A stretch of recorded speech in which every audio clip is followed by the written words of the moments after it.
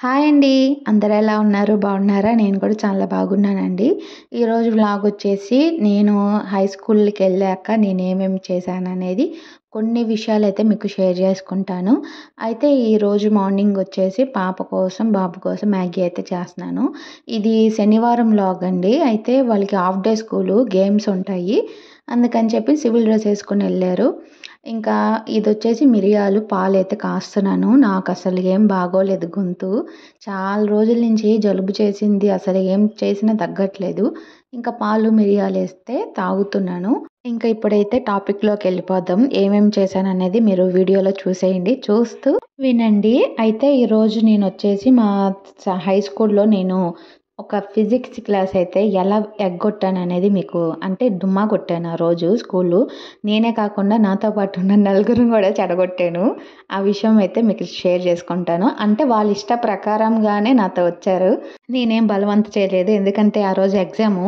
నాకు బుర్రకెక్కలేదు. వాళ్ళకి కూడా ఎక్కలేదు. అందుకని ఆ క్లాస్ ఎగ్గొట్టి ఇంకా మధ్యాహ్నం లంచ్ బ్రేక్ అయితే వెళ్ళాము. అది ఎలా వెళ్ళామనేది మీకు చెప్తాను. అంతకన్నా ముందు ఏంటంటే నేను ఫిఫ్త్ క్లాస్ నుంచి సెవెంత్‌కి జంప్ చేశాను. స్కూల్లో ఫిఫ్త్ క్లాస్ బాగా చదువుతుంది. మంచి ర్యాంక్ వచ్చిందని మా మామయ్య సెవెంత్‌కి జంప్ చేపిచ్చారు.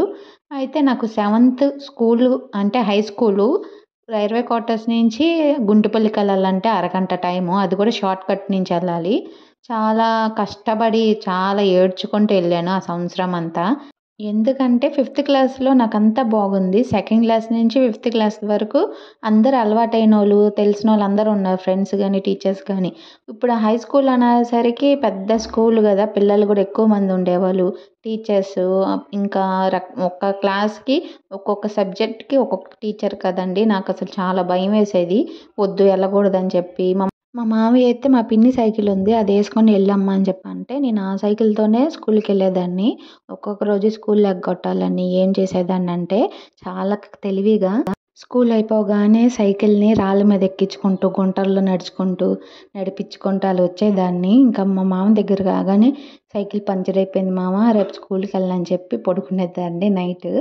ఇంకా ఎప్పుడేస్తాడో తెలీదు గానీ, మా మామయ్య నా కోసం సైకిల్ పంచరేసి పొద్దున్న కల్లా సైకిలు బానే ఉంది. స్కూల్‌కెళ్ళు అని చెప్పి అనేవాడు. ఇంక నాకైతే ఏడుపు అనవసరంగా చెప్పా నేను.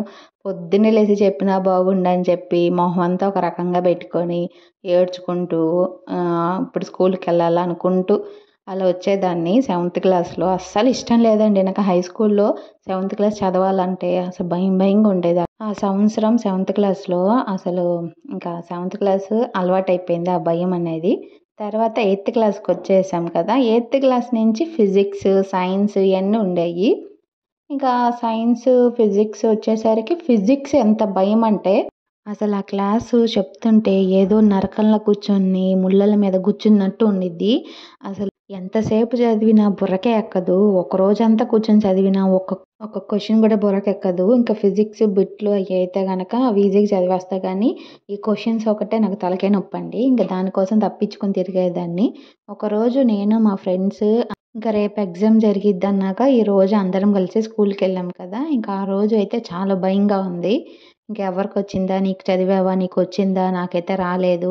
ఆ బిట్లే గదా! చదవచ్చులే. ఆ బిట్లే గదా! రాయచ్చులే. ఈజీయే కదే అని చెప్పి ఒకళ్ళు అనుకుంటున్నాము. కానీ నాకైతే ఆ టైంలో ఆ క్లాస్‌లో వద్దు ఇంకా ఈ క్లాస్ ఎగ్గొట్టాలి. ఎలా అయినా ఎగ్జామ్ రాయకూడదు తప్పించుకోవాలని చెప్పి నేను మా ఫ్రెండ్ కలిసి ఇంటర్వెల్‌లో మేమేం చేసామంటే మా బెంచీలో నలుగురం బెస్ట్ ఫ్రెండ్స్ అన్నాం కదండీ! సెవెంత్ నుంచి 10థ్ క్లాస్ వరకు మేము బాగా నలుగురమే ఉండేవాళ్ళం ఫ్రెండ్స్.